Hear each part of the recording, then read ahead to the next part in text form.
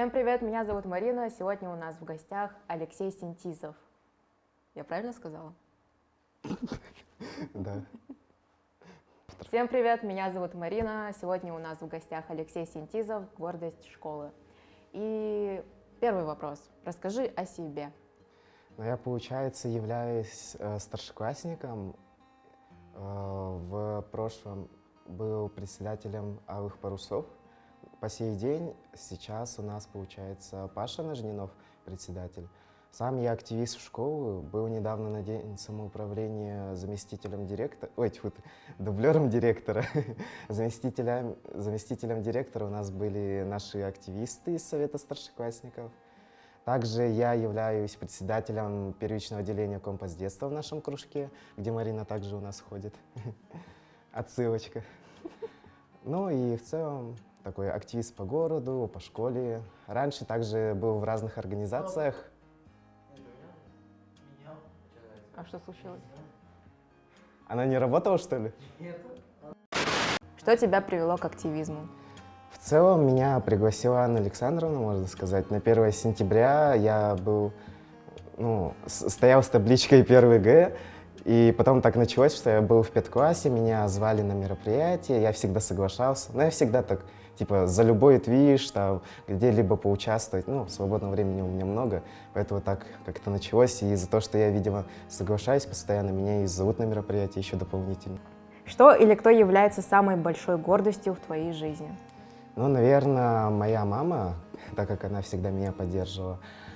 Если именно говорить про друзей, то каждый друг меня вдохновляет в той или иной степени, так как все же есть куда развиваться и есть примеры для подражания. Кто тот самый старшеклассник для тебя?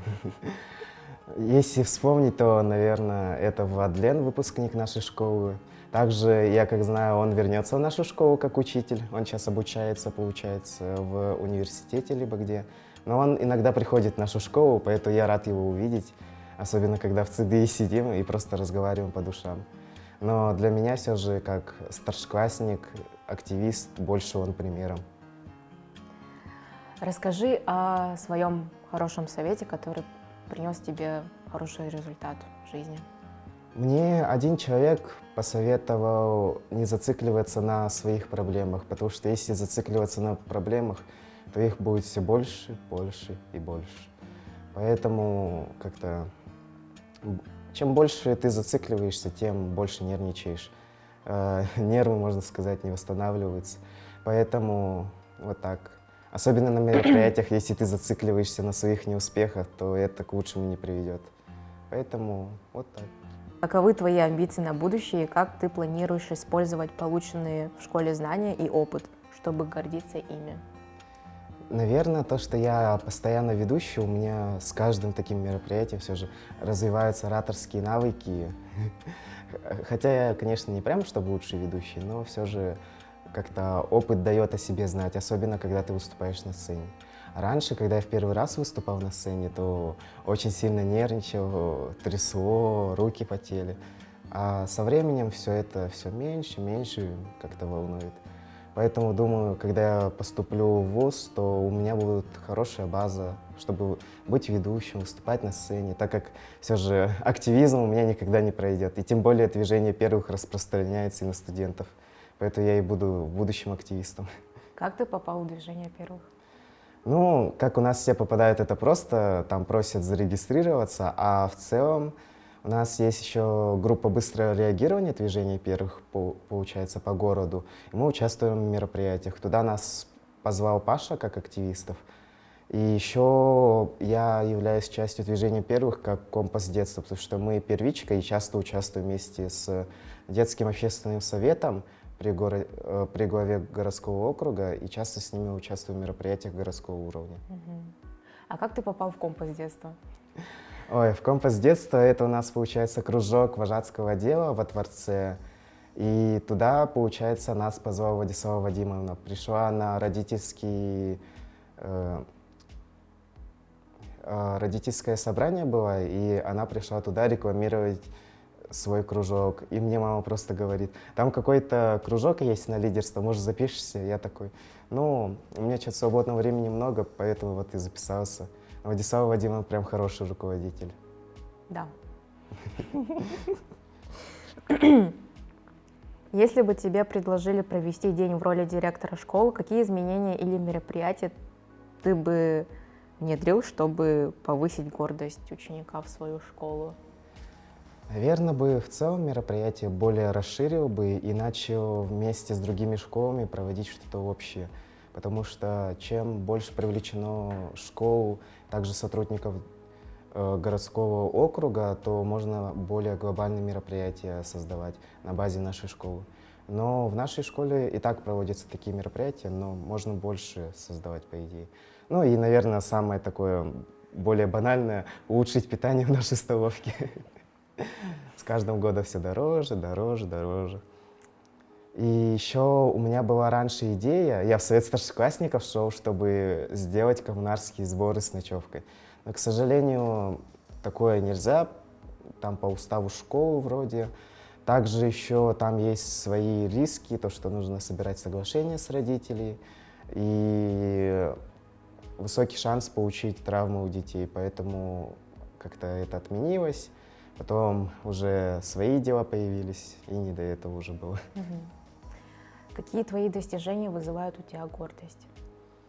Наверное, ну, у меня прям нету каких-то конкурсов, где я победил в номинации, разве что шестая модель городской думы при детском общественном совете. Там я выиграл одну номинацию. Вот. За это все же есть немножко такая гордость. Видимо, за ораторские навыки, то, что я очень хорошо раскрыл тему. Но, а так, в принципе, на это все.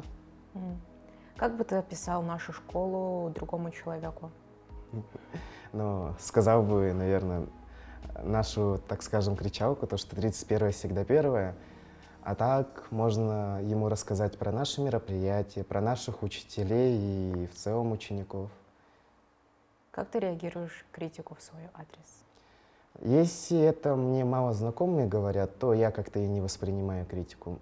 Немножко учитываю, если это в плане критики как-то активизма касается, а если именно личности, то я это как-то и не запоминаю. А вот если уже кто-то из друзей, ближнего круга говорит, то я уже начинаю задумываться о своих ошибках и стараюсь быть, конечно, лучше. Такой вот вопрос сейчас будет. Что бы ты сказал президенту при встрече? Ой, нет. Что бы ты спросил у президента при встрече? Наверное, ну, как активиста, конечно, меня касается вот движения первых. Я бы у него спросил, вот, с какой целью он создавал движение первых, ну, не создавал, а скорее захотел продвигать движение первых по нашей стране, регионам и так далее, потому что все же по указу президента движение первых развивается по сей день. Какое событие в школьный момент ты считаешь самым таким вот запоминающимся? Именно в школе внутри или Да. от школы? Школа внутри. Наверное, мне очень запомнилась прошлая неделя старшеклассников и недавний день самоуправления.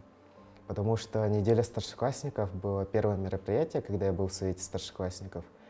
И мы тогда везде все помогали, начали с другими общаться, потому что мы как-то... У нас не было такого, что до этого были мероприятия, поэтому мы как-то в целом коллектив был не сплоченный. Но когда уже начали работать над идеями, реализацией, всякие конкурсы придумывать, то как-то уже начали больше общаться, сплоченность все же выросла. Ну и очень интересное было мероприятие. А день самоуправления, конечно, был у нас на суете, но отработали мы, конечно, хорошо. Что ты делал на день самоуправления? В основном я думал, что я буду там сидеть, помогать нашим, искать замену учителям, но в итоге я по всей школе бегал, смотрел, чтобы все учителя были на месте, быстро искали замену, поэтому я постоянно просто бегал с телефоном, такой звоню одному, звоню другому, и мне звонят, там говорят, там в 309-м еще в каком-то кабинете не хватает учителя, в одном кабинете монитор не работает, или там компьютер выключился. У нас, конечно, были люди, которые за это отвечали, там Ваня с 11 Б, но все же одного человека на всю школу кого-то не хватает. И поэтому вот на суете постоянно бегали, помогали друг другу. Понравилось тебе?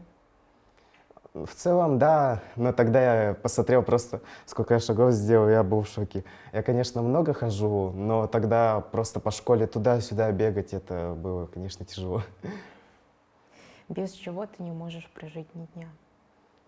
Наверное, я бы сказал, без своего рюкзака. Если посмотреть там по моим фоткам, еще чему-то, то у меня рюкзак везде, где-либо я не был. Я везде, куда езжу, только с одним рюкзаком. У меня есть, конечно, и другие 3, но я их не часто ношу.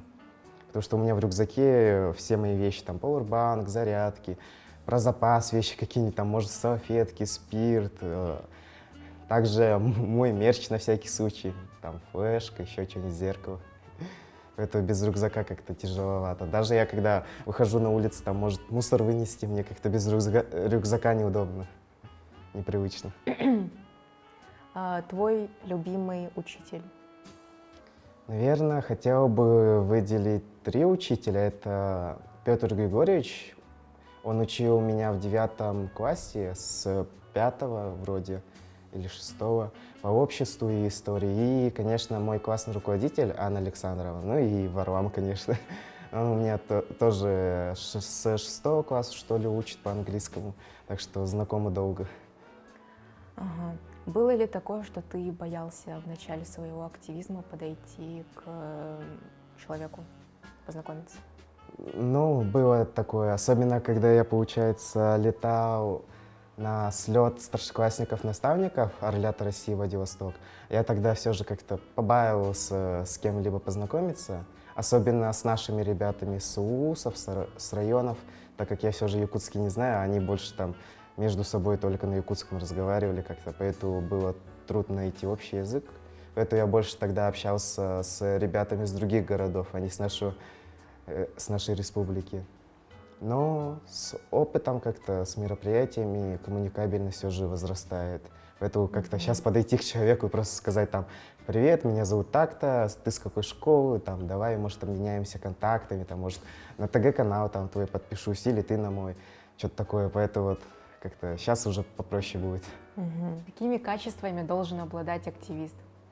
Ну, я бы, наверное, выделил железобетонные нервы, конечно. Хорошее здоровье, так как прям активисты, которые везде где-либо участвуют, они, ну, можно сказать, хоть часто, может быть, и болеют или редко, но даже болезнь на нас никак не сказывается. Мы можем участвовать в мероприятиях, даже если у нас там температура под 40, и просто туда на одно мероприятие побежал, потом на второе, третье, потом еще делами заняться, там, поучиться, домашку сделать.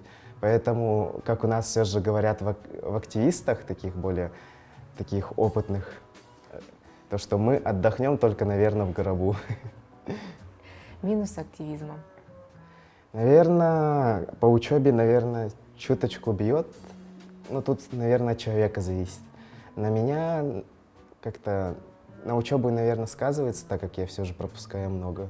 Но, в принципе, я как-то по материалу не сильно пропускаю. А вот именно если считать по часам, урокам, то я много пропускаю. Но так как я потом сам все же учу, так что по материалам не такой сильный спад был.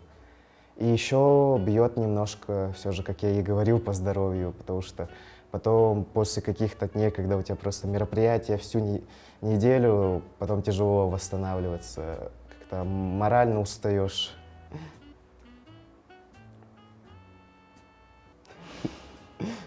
Какой совет ты бы хотел дать будущим активизмам? Ой, активистам. Будущим активистам я бы, наверное, пожелал все же не нервничать из-за своих ошибок, так как сам я, когда вначале был, да и по сей день немножко все же побаиваюсь своих ошибок, ведь, как у нас говорят, если ты будешь бояться неудачи, то не достигнешь, конечно, счастья и все же прогресса в себе, в людях, мировоззрении. И больше быть, конечно, инициативным, потому что если ты активист, ты должен быть инициативным, должен иметь какие-то лидерские навыки, ведь, ну, если ты не имеешь ни того, ни другого, тебе в активизме будет как-то тяжеловато, конечно. Но и нужно очень много свободного времени, чтобы ходить на мероприятия, так как, вот, допустим, сегодня мне в группу просто кидают несколько мероприятий, и они все параллельно идут, а у меня еще и тренировка в это время идет. И я просто вроде хочу записаться, но времени как-то вот все же не хватает. Но при таких мероприятиях, то, что у тебя все же несколько таких мероприятий, то хочется, конечно, на более такое глобальное, интересное, со своими ребятами пойти. Там, может быть, познакомиться с ребятами из других школ, все же связи какие-никакие нужно иметь. Есть ли у тебя друзья из других школ? Ну, в целом мой ближний круг, наверное, состоит из учеников нашей школы, но друзей у меня, конечно, много из других школ. Особенно вот «Дети Азии» все же повлияло на такой мой круг сильнее всего, так как мы с волонтерами все еще, бывает, ходим иногда в кино, гуляем или просто встречаемся у кого-то там дома. Вот помню, была смешная наша встреча, когда мы были у одного из наших дома и жарили шашлыки, купались в бассейне. И вот этот день хорошо у меня запомнился. Особенно, как мы просто брали там воду из бассейна и просто друг друга обливали. Я тогда, конечно, не сильно кого-либо обливал, так как я тогда за шашлык, за сосиски отвечал. И такой просто у мангала стоял, следил за мясом. Вкусно было? Да. Ну, сосиски хорошие купили и свинину тоже. Повезло. Да. Ну, не мы же покупали. Там отец нашего друга купил. Самое запоминающееся мероприятие вне школы? Мероприятие, наверное, хотел бы сказать больше про поездки, конечно. Они и считаются как мероприятия, в принципе, потому что там встречаются разные активисты для достижения какой-то цели, обучиться чему-либо или просто познакомиться. Мне все же понравилось 2 поездки, ну, единственные мои поездки, но, надеюсь, в будущем все же буду подавать на какие-то конкурсы, либо от своего кружка, либо от школы куда-то ездить. Но все же я подаю в конкурсы разные. Вот. Недавно был лидер 21 века весной, но, к сожалению, отборочный я не прошел. Ну, видеоролик, конечно, хороший вышел, но я нервничал немножко. Все же конкурс такой глобальный был. Но хорошо, что от нашей школы Анна Александровна туда прошла и поучаствовала. Там очень круто было, особенно очень много мерча было. Но я люблю просто собирать мерч какой-либо, все же как память. Ну и на мероприятии есть что одеть, если типа надо выделиться, вот как сегодня. И вот, получается, я ездил в Москву на ВДНХ от кружка и от школы как старшеклассник-наставник Орлята России Владивосток в океан. В целом очень понравилось. И из-за поездки вот в Владивосток хочется поступить в ДВФУ на политолога и жить в Владивостоке и дальше. Очень запомнился все же мне Владивосток и та поездка. Либо же я слишком такой романтизирую, что ли, воспоминания из-за своей поездки. Какой твой любимый урок? Наверное, сейчас я бы не сказал, наверное, потому что мне как-то уроки сейчас не нравятся. Но вот раньше мне очень нравилось ходить к Петру Григорьевичу на обществознание и историю. Я вот не надеялся хорошо сдать ОГЭ на некоторые предметы. Ну, русский, конечно, все хорошо сдают. Но нас Евдокия Петровна прям хорошо так подготовила. Каждый день готовились, даже в минус 50 ходили в школу, готовились на консультации, чай там пили. И вот мне больше всего все же нравилось по обществу истории ходить. Поэтому только общество я такой прям хотел хорошо сдать, так как это единственный предмет был, который мне понравился. А другие как-то, ну, просто чтобы хорошая оценка была. Хорошо сдал, да? Ну, ОГЭ я хорошо сдал, но все же тройки имеются по математике. К сожалению, общества не хватило 2 балла. Вот после того, как я сдал ОГЭ, и мне не хватило по математике буквально 1-2 балла, по обществу, я помню, 2 балла не хватило. Я даже помню все еще то самое задание с Госдумой, где я потерял 3 балла, то есть я потерял 4. Потому что там вначале, если неправильно ответишь, то на остальные 2 ответа твои смотреть не будут. И я написал там, какая ветвь власти, а я помню, что они типа законы издают. Там было другое задание с Госдумой, и там спросили, какая у них, типа, что они делают. Я написал они издают законы. Но когда именно в задании, какая у них власть, типа, я написал исполнительный, а не законодательный. Из-за этого потерял аж 3 балла ОГЭ. И после такого все же, когда тебе говорят, каждый балл ценен, понимаешь, насколько, потому что просто 1-2 балла не хватило, и вот оценка ниже. Как думаешь, после школы ты будешь активничать? Вот, как я говорил раньше, я, конечно, все же в душе я активист, инициативный такой человек, ну и какие-никакие лидерские навыки имею, поэтому я вот планирую там студенческий совет, может быть, там еще какие-то свои объединения есть в ДВФУ, я пока это не изучал, но студенческий совет все же везде есть, и хочу там вступить, что-либо проводить, быть активистом своего вуза. Смешные истории из школы. Ой, ну, смешных историй, конечно, у нас много. Знаете, типа, есть жестко официальное мероприятие, а мы такие потом в ЦДИ заходим, в наш центр детских инициатив, и просто жестко угораем. Но вот самое, наверное, смешное, как мы были ведущими на каком-то мероприятии с моей одноклассницей, с Мирой. Мы просто такие ведем, и потом выходим из актового зала и просто, типа, начинаем обсуждать вот это. Я вообще заорал, потому что мы не успели прорепетировать нормально. Текст еще сложный был. Это вроде был конкурс какой-то научный, там приходили с СВФУ ректора, профессора, как-то называлось вроде, и Никиге Харды. И вот тогда сценарий писали не наши учителя, то есть не Анна Александровна, не Анна Анатольевна, никто не из администрации, а наш учитель Жирохова Матрена Егоровна. Поэтому было сразу видно, что как-то там сокращения, там еще что-то. Мы такие с Мирой же не знаем, что эти сокращения значат. Потому что когда ты сценарий пишешь, то ты должен понять, как это будут ведущие говорить. Вот Анна Александровна и наши остальные вот учителя, организаторы, вот они знают, как хорошо сценарий написать. Поэтому, когда их сценарий читаешь, прям хорошо идет. А когда другой человек, сразу видно, потому что, сложно так читать, потому что ты, как ведущий, не можешь сказать сокращение, типа МН, там, фамилия чья-то. Ты должен сказать полное имя, фамилия, отчество. А ты не знаешь, как его зовут там. И как я должен там догадаться, что это сокращение значит. Насколько я знаю, ты коллекционер движения первых, одежду движения первых, и да. Сколько ты забрал с собой вещи?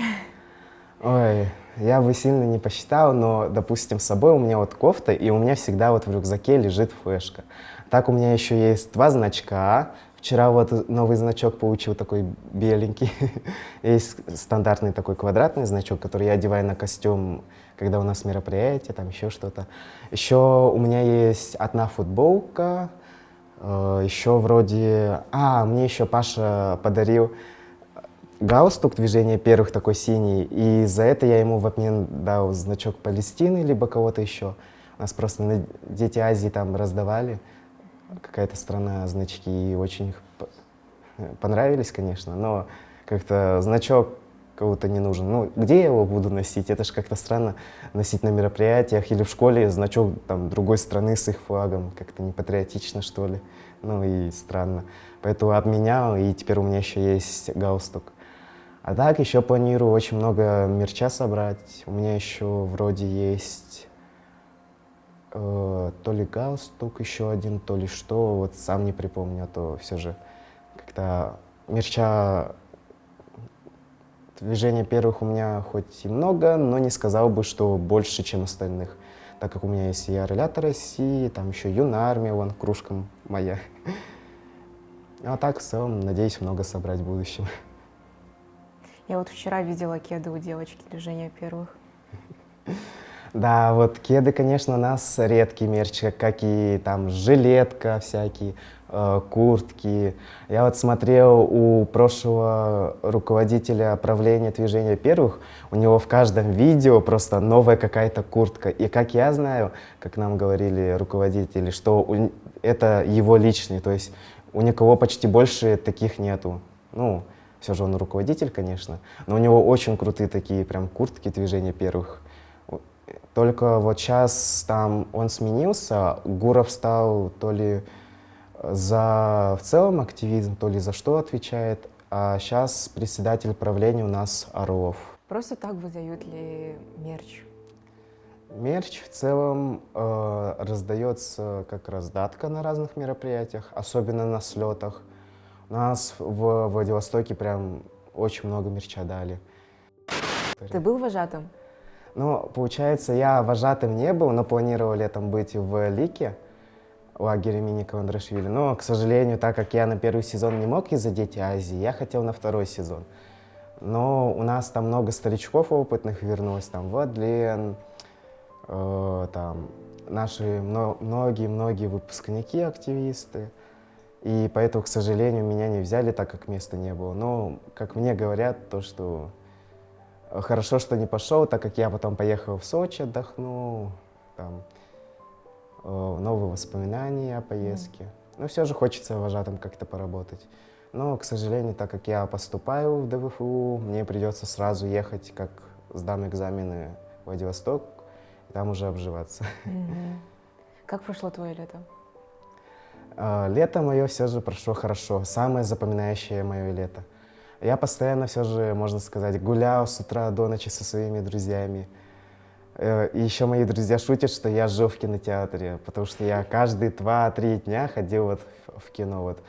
Марина может даже доказать, или вон наши другие остальные друзья.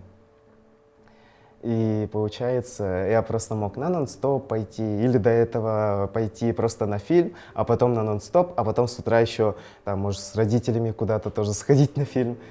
И это все только за 2 дня. Ну, бывало то, что я не ходил, конечно, когда вот ездил, потом готовился к школе. Еще я очень много ходил.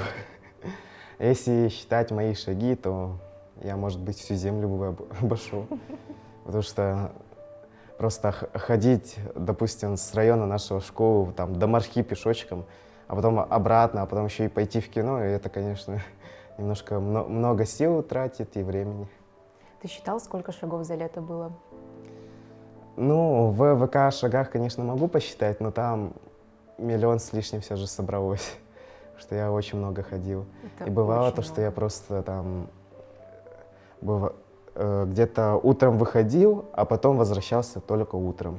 У меня с подругой был такой квест, типа 24 часа прогуляться, но, к сожалению, я не выдержал, так как я тогда немножко заснул днем, так как всю ночь не спал и ждал, чтобы пойти к этой подруге на край города, ее забрать, а потом еще на другой край города пойти к аэропорту, а потом еще и до Азии топать. А в итоге просто я зашел домой и вырубился. Что-то пошло не по плану. Все, на этом мои вопросы закончились. И Всем пока. всем пока.